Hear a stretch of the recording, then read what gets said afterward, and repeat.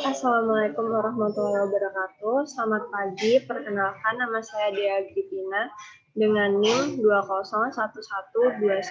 20112121444049 dari Psikologi B 2020. Presentasi ini untuk tugas transformasi digital. Pada kesempatan kali ini, saya akan mempresentasikan bagaimana proses terjadinya urin.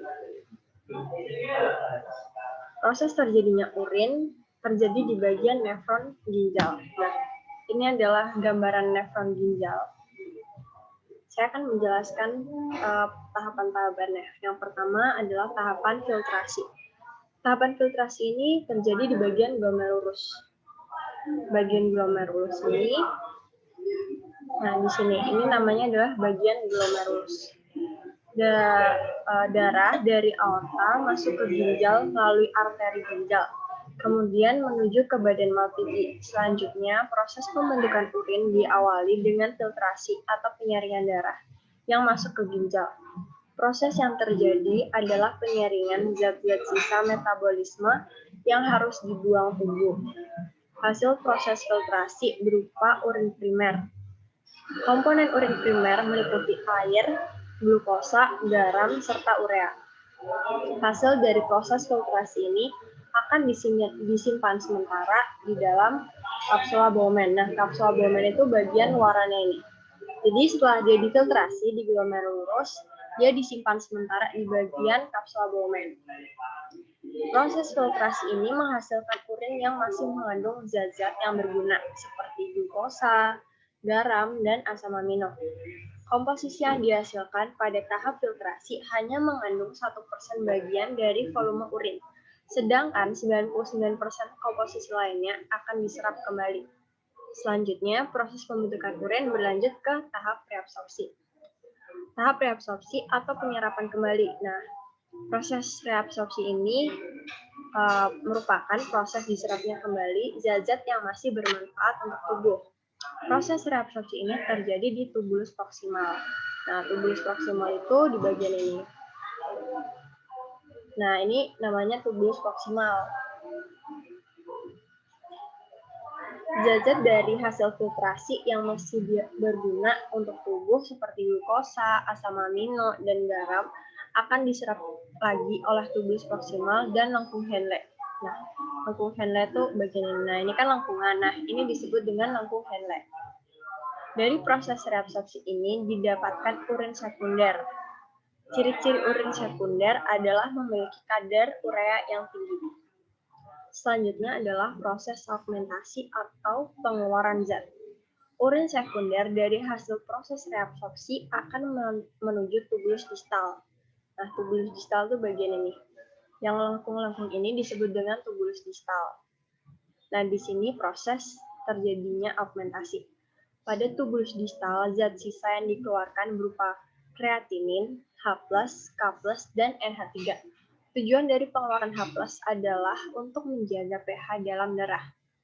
Proses ini mengandung sedikit air dan menghasilkan urin sesungguhnya. Komposisi penyusun urin sesungguhnya adalah urea, amonia, sisa-sisa metabolisme protein, dan zat racun di dalam darah seperti sisa-sisa obat. Nah, sisa obat ini contohnya obat-obat hormonal, garam mineral, dan sebagainya. Urin yang sesungguhnya kemudian menuju tubulus kolektivus dan akan bermuara ke rongga ginjal. Selanjutnya, urin sesungguhnya akan keluar dari tubuh melalui sistem ekskresi. Nah, habis dari tubulus proksimal ini tadi kan lewatin ini. Nah, di sini ini namanya adalah tubulus kolektivus. Jadi, saya ulangi kembali. Pertama, filtrasi atau penyaringan. Filtrasi.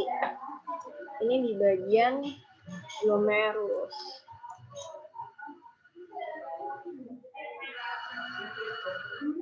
Kemudian hasilnya disimpan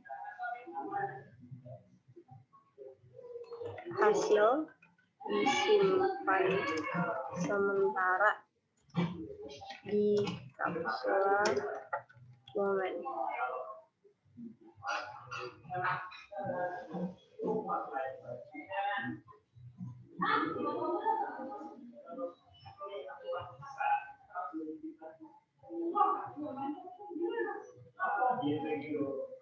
Nah, habis itu hasilnya ini tadi ke sini. Ini tubulus proksimal. Nah, proses terjadinya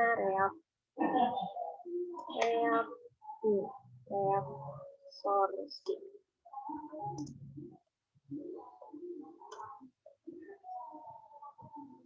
Di tubulus proksimal. Nah, juga di langkung Henle.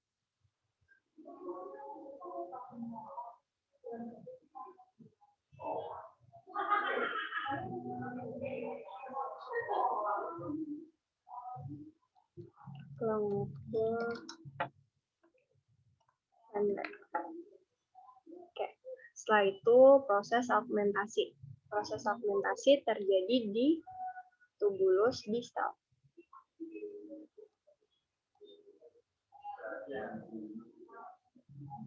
Augmentasi di tubulus distal.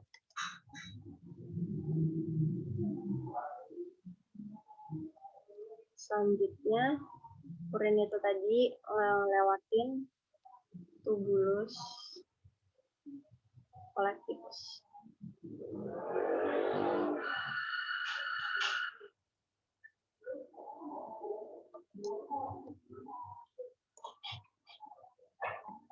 Nah, di tubulus kolektifus, terus nanti lanjut di proses ekskresi. Jadi, saya ulangi kembali.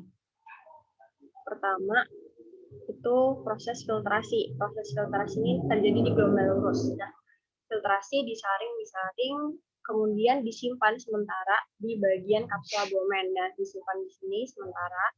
Kemudian reabsorpsi. Sini dia reabsorpsi atau penyerapan kembali zat-zat yang masih berguna bagi tubuh. Dan juga di langkung Henle, melewati langkung Henle, kemudian ke augmentasi atau pengeluaran zat-zat yang tidak diperlukan oleh tubuh lagi. Nah, itu di tubulus distal. Di tubulus distal, kemudian ke tubulus kolektifus. Untuk selanjutnya, proses sistem ekskresi gitu.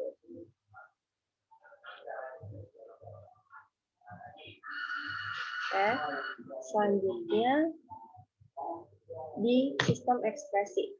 Dari rongga ginjal, urin sesungguhnya akan melalui ureter untuk menuju kandung kemih atau vesika urinaria. Urin akan ditampung di kandung kemih hingga akhirnya akan dikeluarkan melalui saluran pembuangan yang disebut uretra. Nah, jadi urutan saluran berkemih ini rongga ginjal, kemudian ureter, habis itu kandung kemih, dan selanjutnya uretra. Jangan kebalik ureter sama uretra. Urin yang dikeluarkan dari tubuh memiliki kandungan zat-zat toksik bagi tubuh seperti kreatinin, ureum, asam urat, dan hasil metabolisme lainnya termasuk sisa obat-obatan yang dikonsumsi. Gitu. Nah, ini secara singkatnya di tabel ini. Jadi ada prosesnya, ada 3, filtrasi, reabsorpsi, dan augmentasi. Proses yang pertama filtrasi atau penyaringan, tempatnya di glomerulus, kemudian bahannya darah, hasilnya urin primer. Nah, hasil reabsorpsi tadi, hasil filtrasi tadi disimpan sementara di bagian kapsula Bowman yang bagian luarannya glomerulus. Setelah itu dia reabsorpsi atau penyerapan kembali zat-zat yang masih kita butuhin. Nah, itu di tubulus contortus proximal atau tubulus proximal juga nggak apa-apa. Bahannya yaitu urin primer, menghasilkan urin sekunder. Kemudian yang terakhir, pengeluaran zat sisa atau augmentasi di tubulus contortus distal atau tubulus distal. Bahannya urin sekunder yang habis direabsorpsi tadi, kemudian menghasilkan urin sesungguhnya. Nah, itu tadi proses terjadinya proses terjadinya urin di bagian nefron, ginjal. Ada 3, filtrasi, reabsorpsi, dan augmentasi. Sekian presentasi yang dapat saya sampaikan. Apabila ada salah kata atau kekurangan, mohon dimaafkan. Wassalamualaikum warahmatullahi wabarakatuh.